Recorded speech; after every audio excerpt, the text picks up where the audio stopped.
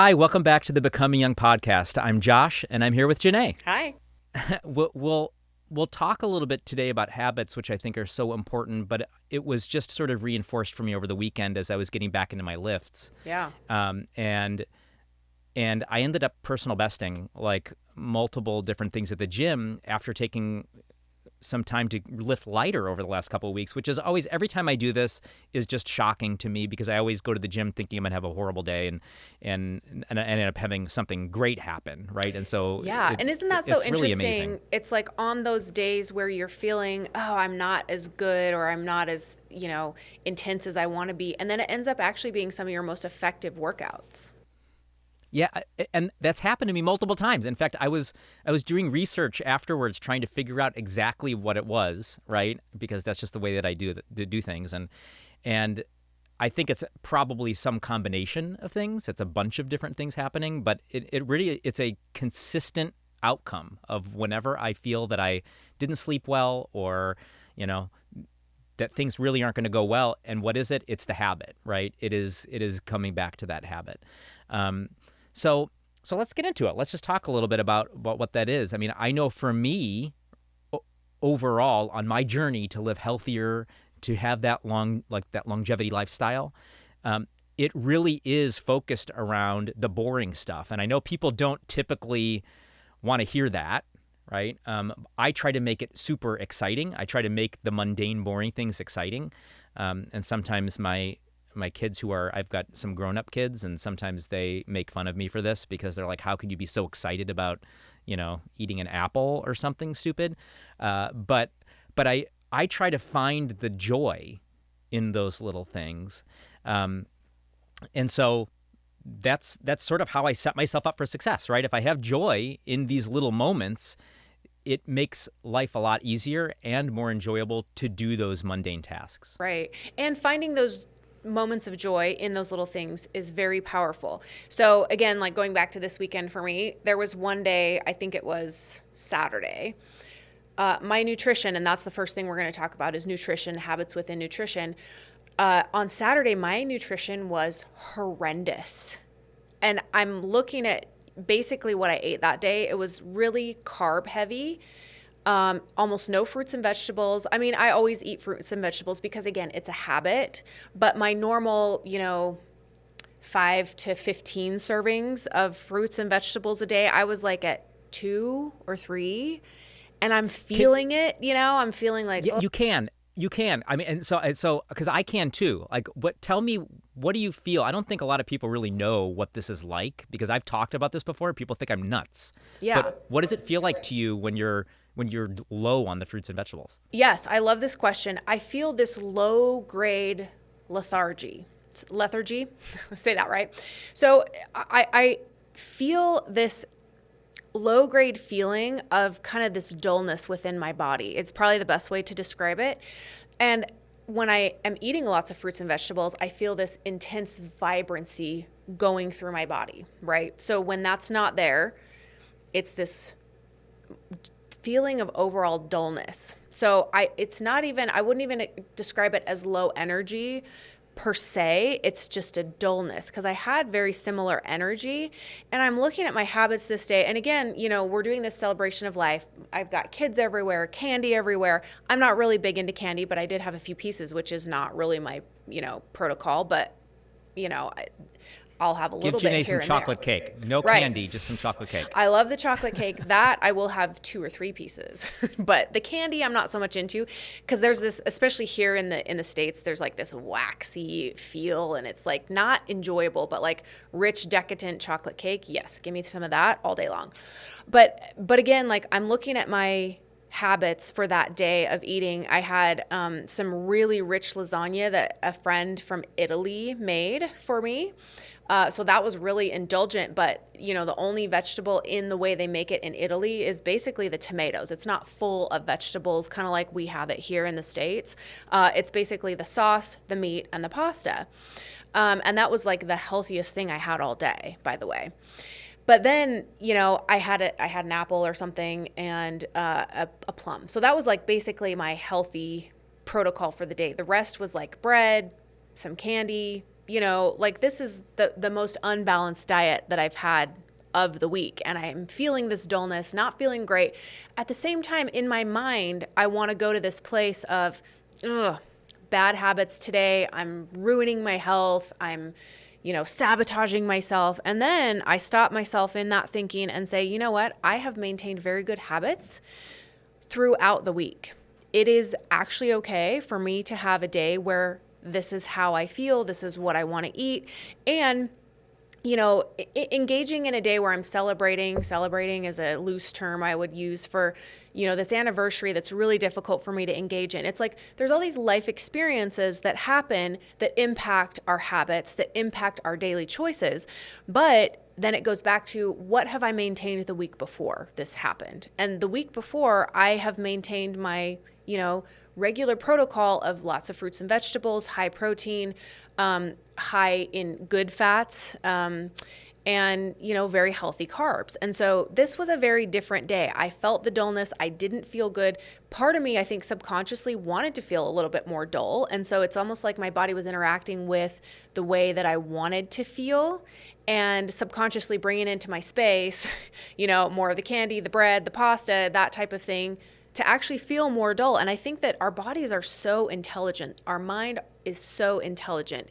Whether we realize it or not, we bring into our experience the things that we really want to engage in feeling. And, this is where the choices become very powerful of eating, lots of whole foods and feeling that vibrancy, but also on those days that are just like emotionally challenging, having the space to have that more dull feeling from the foods you're eating, and really knowing intuitively that your body's going to feel this, but then actually realizing how it feels.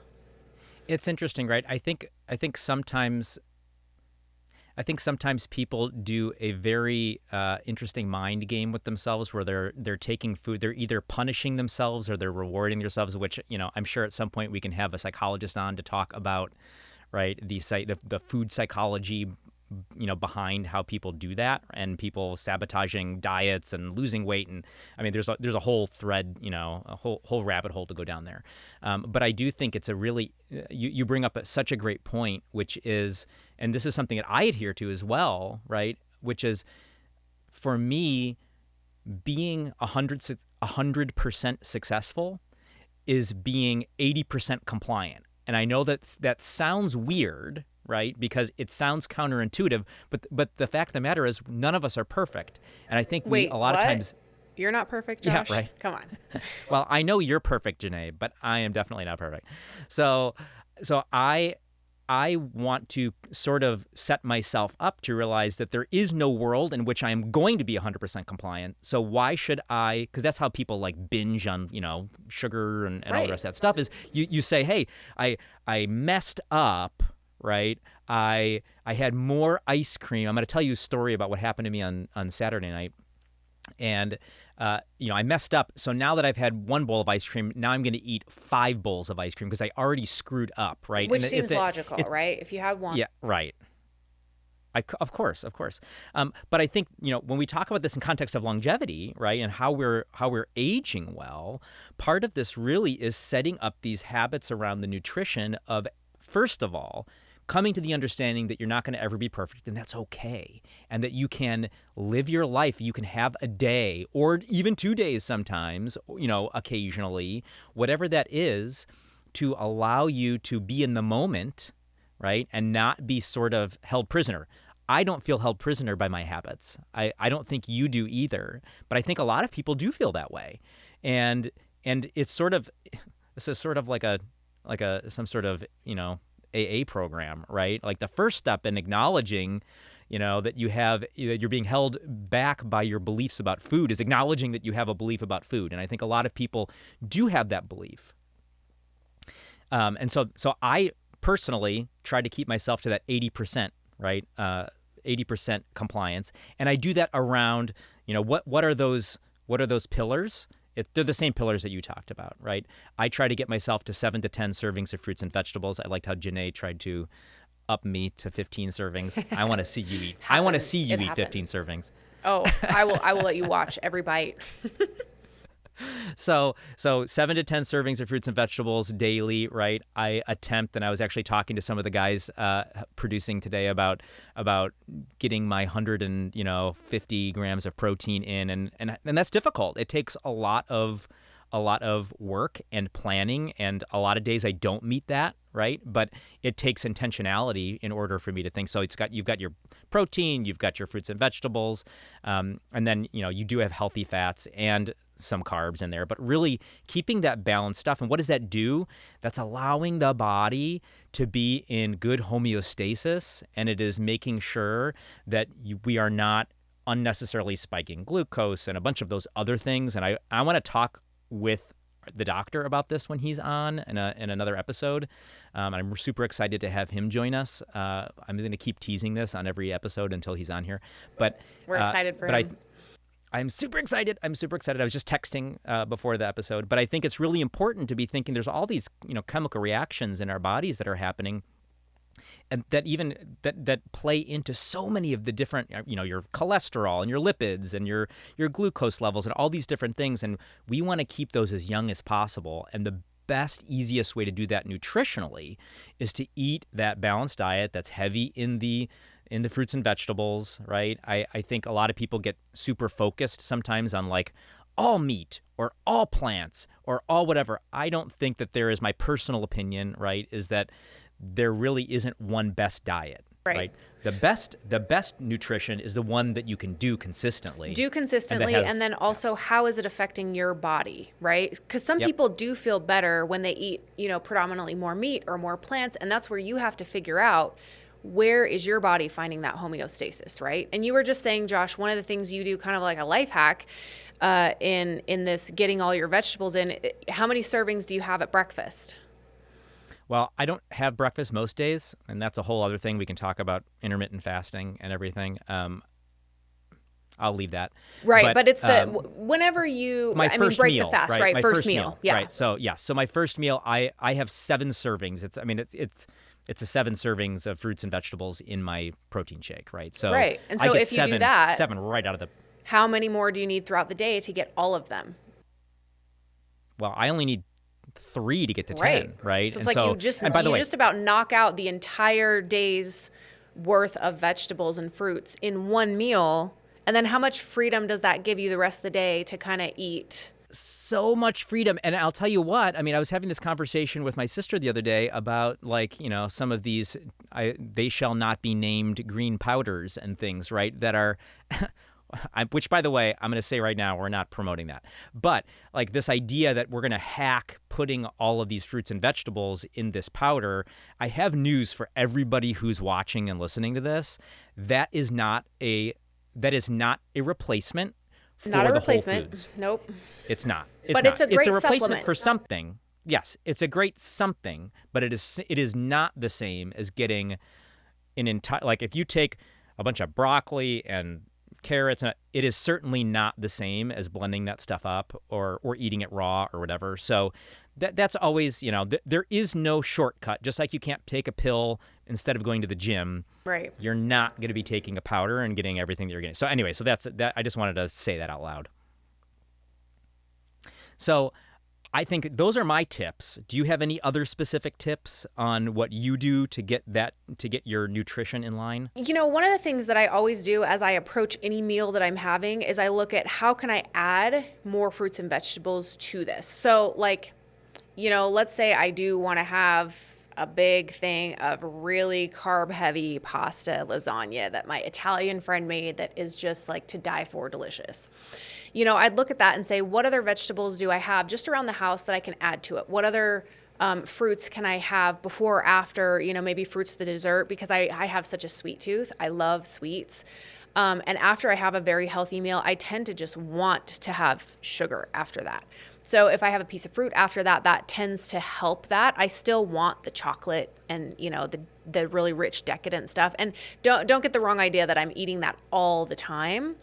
But having that mindset of how can I add more and asking yourself that. And then once you ask yourself a question, your brain goes to work on exactly how to answer that question. And this is the power of the brain. This is the power of psychology.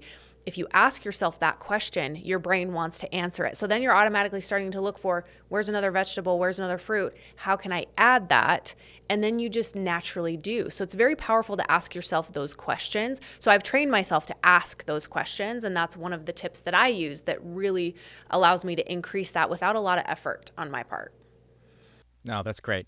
So one of the things I think that Janae and I would love to see is for the viewers to be able to submit what you think are your hacks. What are your longevity recipes? What ways are you putting things in your body and habits that you have around your nutrition that you think would be interesting? So comment in the comments. Let us know what that is, and maybe we'll talk about that in a future episode. I think that'd be really fun, Janae, for us to chat about the different things that other folks are doing.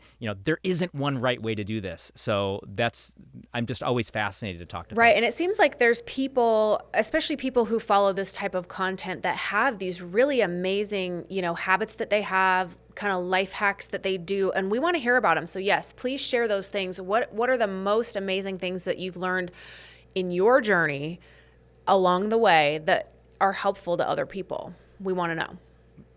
Absolutely. Okay, so let's talk a minute about exercise. Okay. So yes, we're putting all the great stuff in our body, right? This other pillar of exercise. I'll go first on this one, Okay. right? I think that I am pretty intense about this, as you know, and Just a little. just a little intense. I've only broken a toe and ripped a tricep this Just in the last couple already. weeks. Well, yeah, in the last 6 months, I don't know. I've had a year, but the awesome part is I heal really fast because of all of my other habits. Right, and that's So a whole nother that's- segment we want to address. How do you heal as fast as possible? We're not going to address that now, but it's such Yep. an interesting topic. Absolutely. But there are a couple things, right, that I think about and the way that I put my habits together. The first is consistency. I know that I'm going to sound like a broken record, but I do whatever I'm going to do on the schedule pretty much with almost abandon, right? Which is amazing. I do. Because It's not normal. I get it's I'm not normal. And let me just illustrate, I'm on the other end of that. I have a schedule and I'll lay it out for the week. On Monday, I'm going to do this, Tuesday this, and I have it all laid out. I don't follow the schedule whatsoever. So this is where Josh and I are kind of a yin and a yang, right? But both of us can maintain consistent habits. So how do you do that with your schedule, Josh? Yeah, so I try to keep my stuff. I will only ever move my schedule one day. So I've given myself some guardrails, right? I give myself some flexibility, right? And so, like, for instance, I didn't work out yesterday. That was my last week's schedule. So today I've got a twofer. So today I've got lower body and upper body later. I'm going to have to do both, and then I'm going to bump my cardio one day. But I think of things in a couple different ways.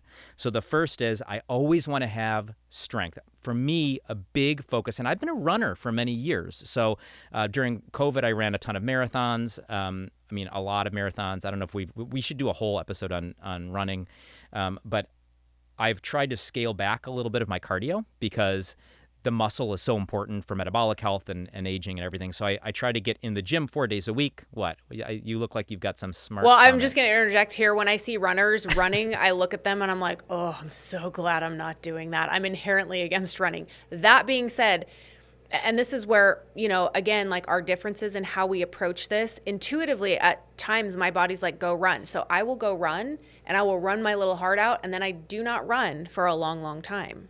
And I just do it intuitively because I'm all about what's enjoyable for me in this moment. and when I see the runners out there just killing themselves, I'm like, oh, that looks painful. Well, that's so you bring up an interesting point, right? I don't subscribe, and I don't believe the data shows that there is a ton of benefit to the amount of time that a lot of people spend killing themselves with cardio. Right. The bulk of cardio really should be in what's called lactate zone 2, right? But it's that conversational, it should be a little difficult, but you should still be able to hold a conversation, right? Right. And so let's go back real quick and then I'll get to the cardio. So I get to the gym, I do, I make sure I get in my 4 lifts every week, right? So 4 lifts. And again, I keep that habit. I don't like to miss. If I'm off a day, I go the next day, and I never miss more than one workout. So that's my other trick, right? Which is powerful. It's like it's ones. It's all ones, right? I can move it a day, and if I miss one, that's all I can miss, right? And that gets difficult, right? If you're traveling, if you don't have access to a gym, I've got to figure out how am I going to get something in as opposed to nothing. And that's my other trick. Right. Something's better than nothing. Always. Right? And this is where you can get into body weight exercises. And we have a whole segment coming up on our favorite just, body weight exercises and what we can do with that, which again, it's one of those things where it's in your mind and you've created habits around it.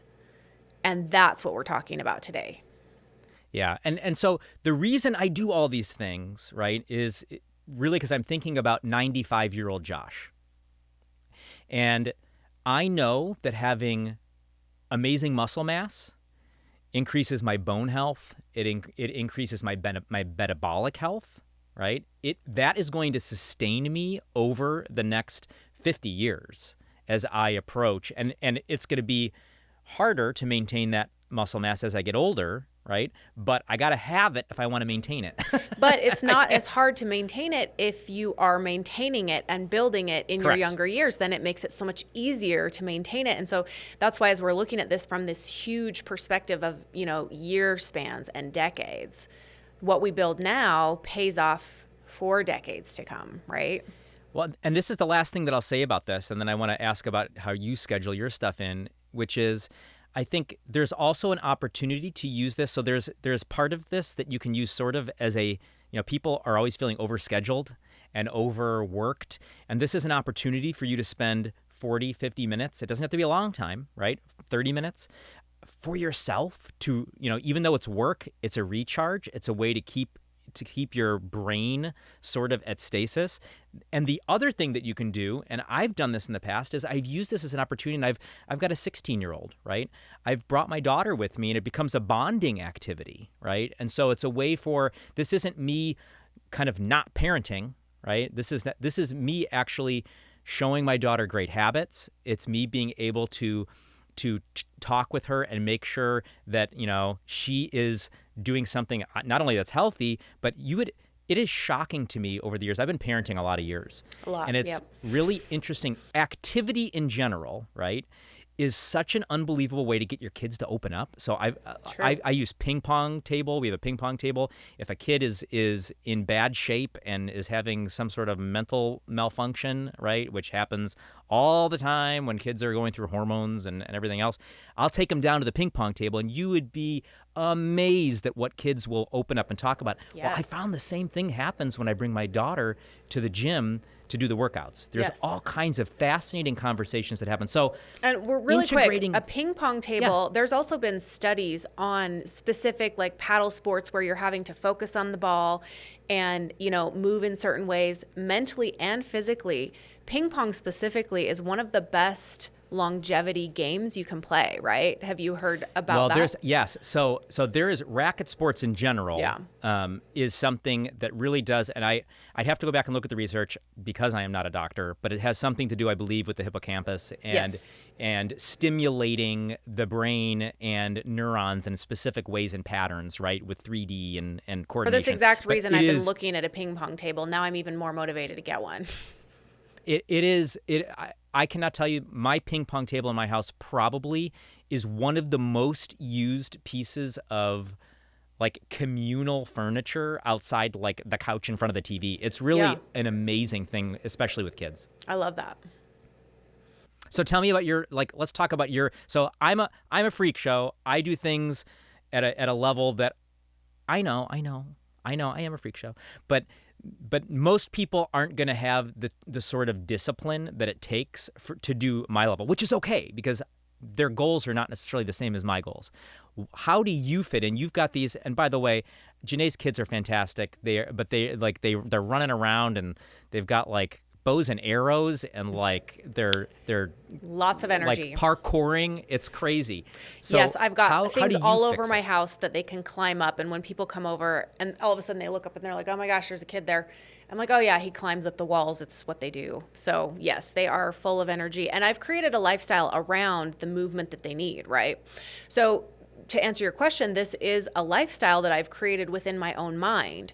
So on back to Saturday when I was feeling very lethargic and I wasn't engaging in a lot of movement that day either, did not feel great. And I felt like, I need to up how I'm feeling. How can I do that? Well, I have this walk that I go on. It's just around my neighborhood. There's lots of hills, so I get some uphill, downhill, and it feels so great to do it. And this is one of the things that I've established as a habit that I don't have to think about. It's like when I don't feel great, I go on my walk.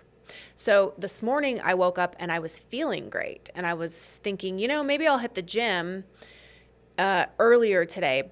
But then as I was kind of engaging in really asking myself, what do I really want to do for movement right now?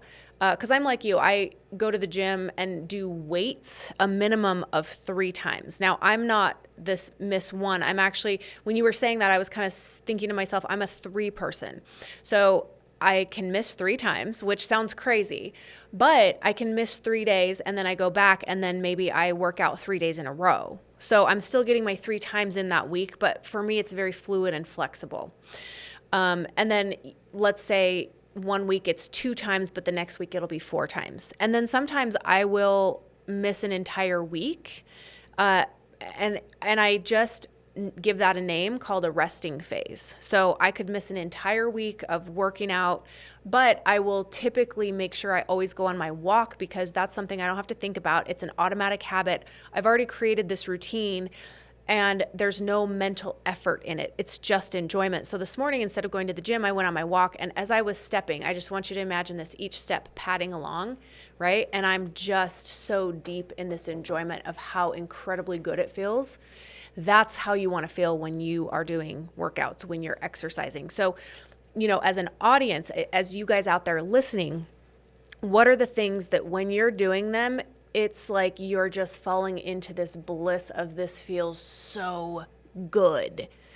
And that's what my walk is for me. And so it's not difficult to do this every day, but I've also programmed my mind to know if I'm stressed out, I go for my walk. If I feel really happy, I go for my walk. If I haven't exercised today, I go for my walk.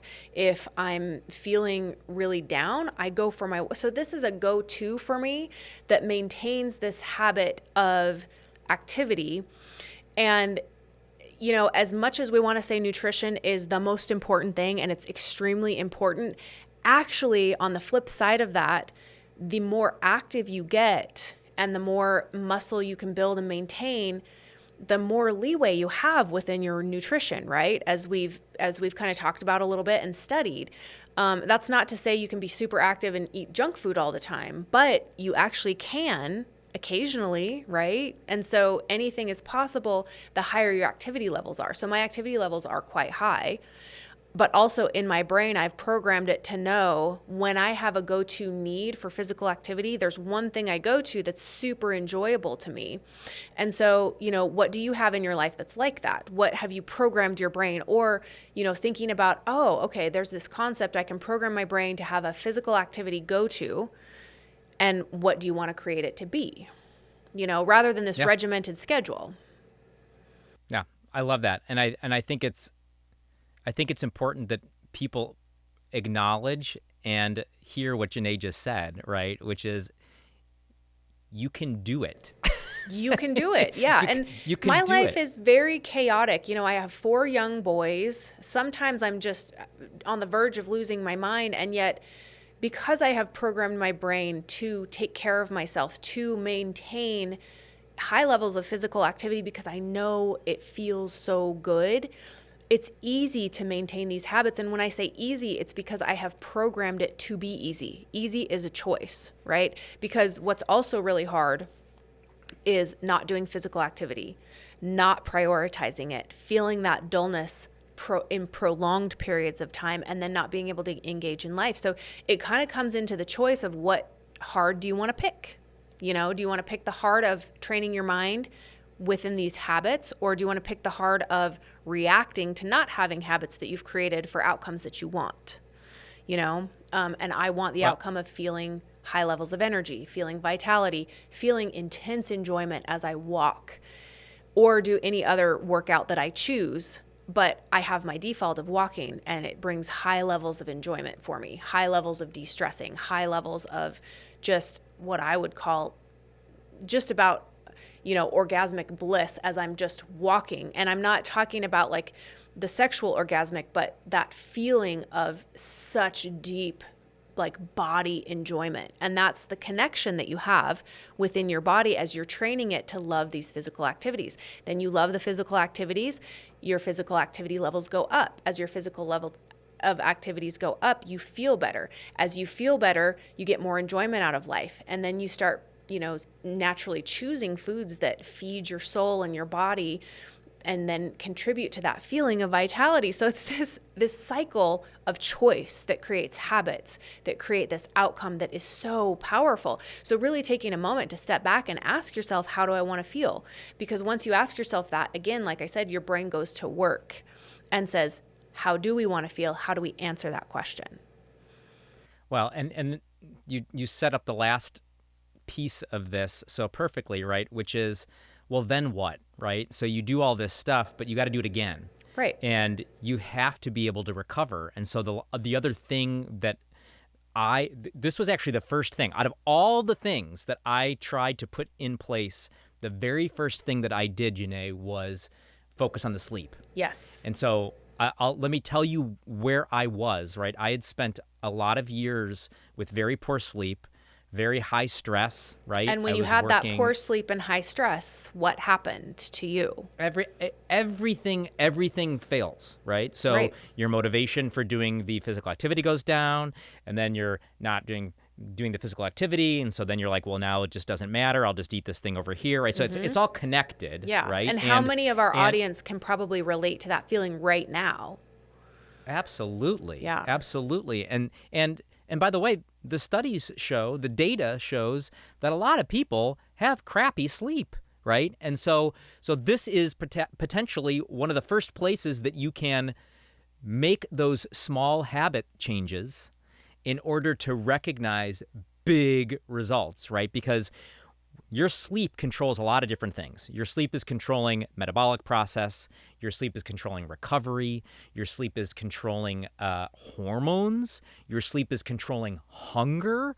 It's controlling a lot of different things. And so what I love to do is Matt Walker, who's sort of he's the sleep expert, right? He's the guy that he's written a number of books on sleep. He's a super awesome guy. I'd love to talk with him one-on-one sometime because I'm a fanboy. That's an official invite, by the way, Matt.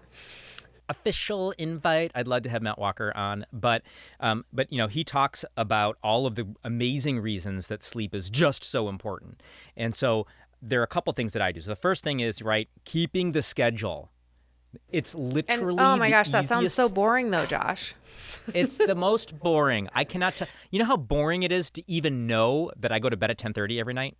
You know how boring that is? It is the most boring, and I get a hard time with my kids because I start getting up and going, getting ready for bed at like 10:15 or whatever, and they're like, "What time is it? You're already, like." And then they're like, "Gosh, Dad, you're getting old," and you're like, "Yes, I am, with grace and vitality."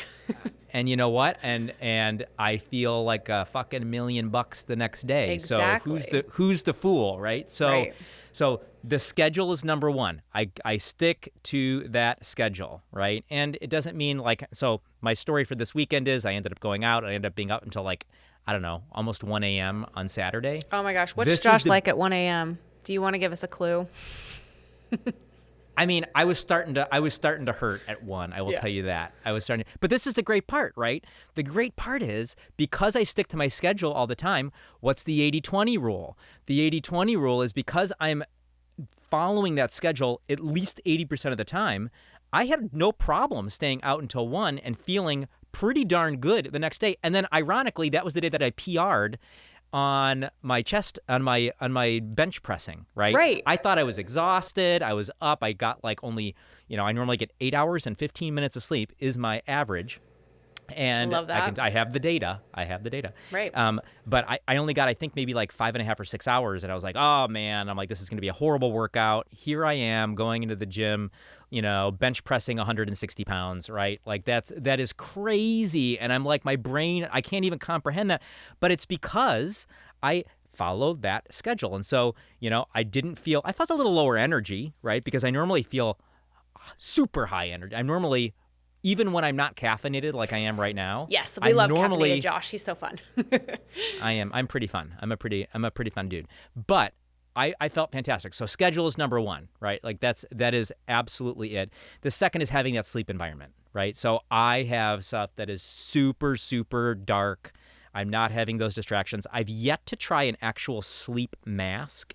The data is very compelling on sleep masks, really keeping things out. You can buy a bunch of different sleep masks on Amazon or whatever else. Yeah, we're going to have to try some of those because I just don't like something on my face.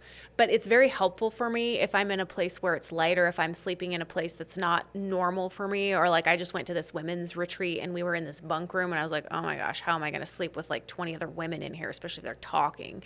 And my sleep's important to me just like you. So I brought a sleep mask. And it was very helpful. I couldn't keep it on enough, but it was on enough that I could go to sleep and fall asleep. And once I fall asleep, I'm like dead to the world, which is great. That's good.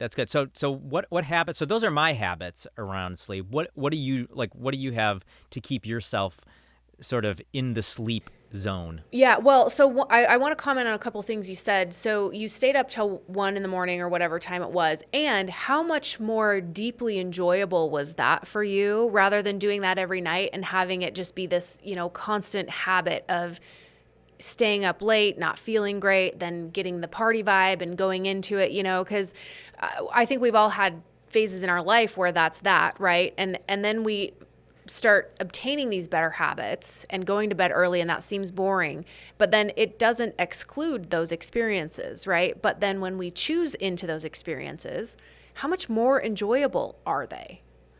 Well, I think it's a great question. I mean, I think two things. One, it's way more enjoyable, right, to be intentional about it because I had a drink. So the other thing, by the way, which I didn't mention is I don't eat or drink after a certain period to make sure that I don't have, I'm not processing through some stuff. So it makes it super enjoyable to be able to go out and have those social connections, to have fun. I was dancing, there was music, right, all that kind of stuff.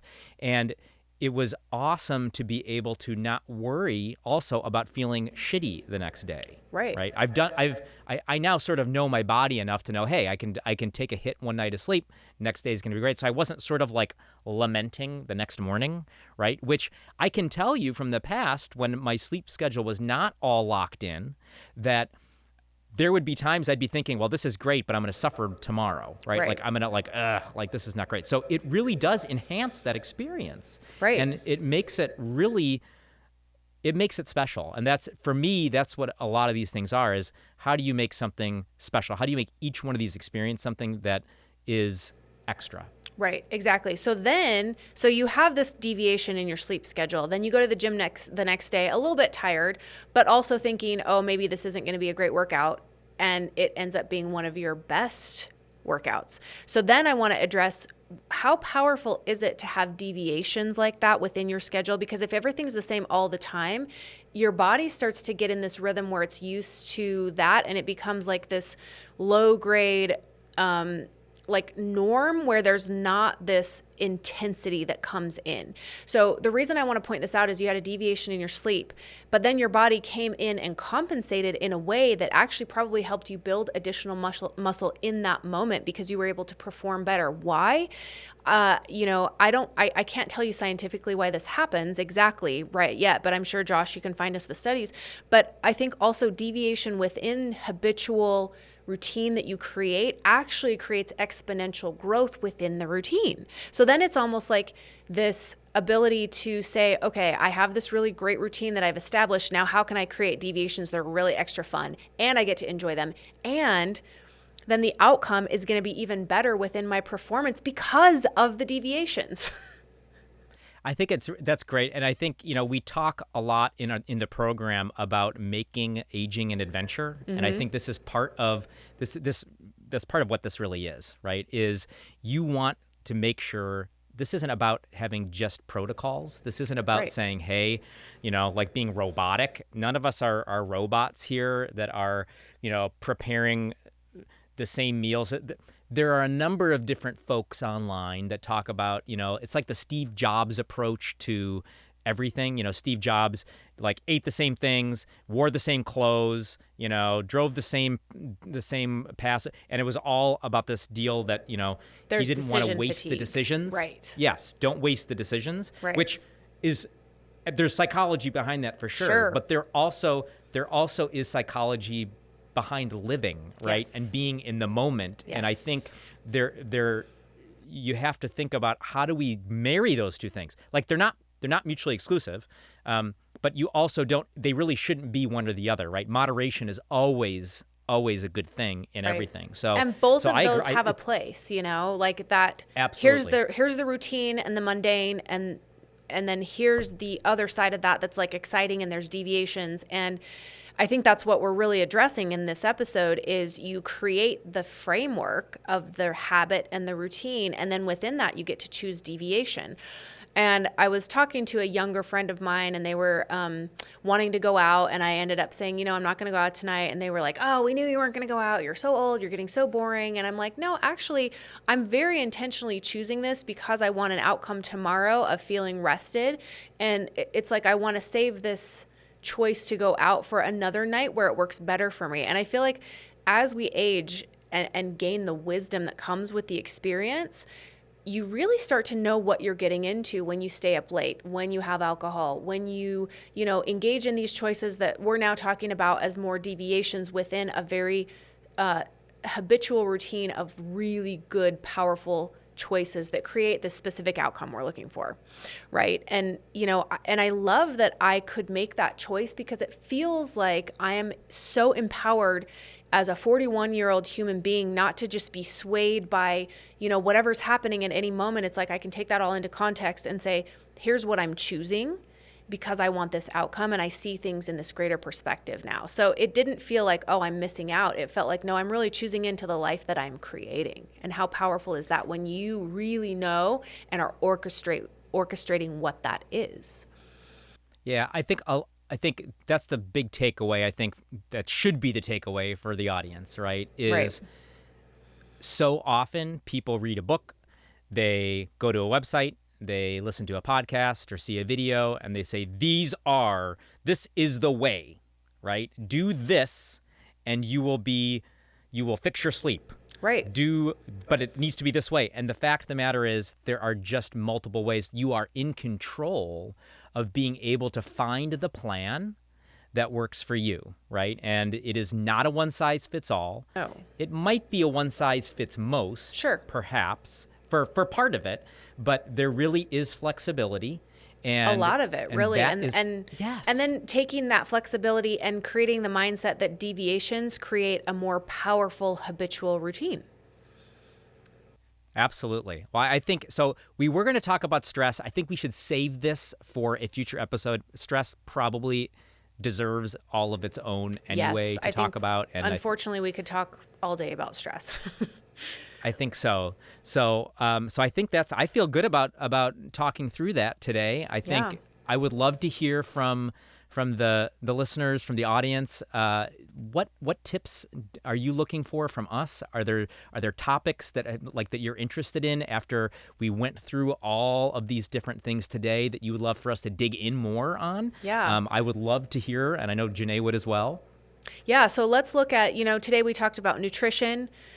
We talked about exercise and movement, and then we talked about sleep. And within those three things, what are the things that are working well for you? What are the things that you're really struggling with within those three things that we can address together as a community? But also share with us the powerful things that are working, because what's working for you is potentially something that could work for other people. So we really want to hear what's working and what do we need to address as a community to help each other get a better handle on any one of these topics. That's great. And maybe we could even take and pick a couple of these things and have the good doctor address Yes. some of these things when he's on. Yes. So thank you for joining us today. It's been really fun to talk about these things with you, Josh. You're just such a wealth of knowledge.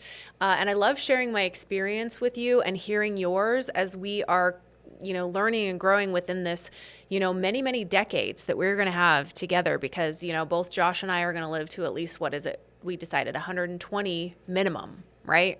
120. Janae always wants to best me, so she's. I'm I think going you for said 144. 140, right? For some reason, that number just keeps popping into my head. My minimum's 120. After 120, I'll decide if I'm going to go to 144. We'll just see how life is at that point. What kind of state the world's in? Who knows? Thanks for joining us on this episode. We can't wait to hear from you in the comments. We'll see you next time. See you next time, everybody.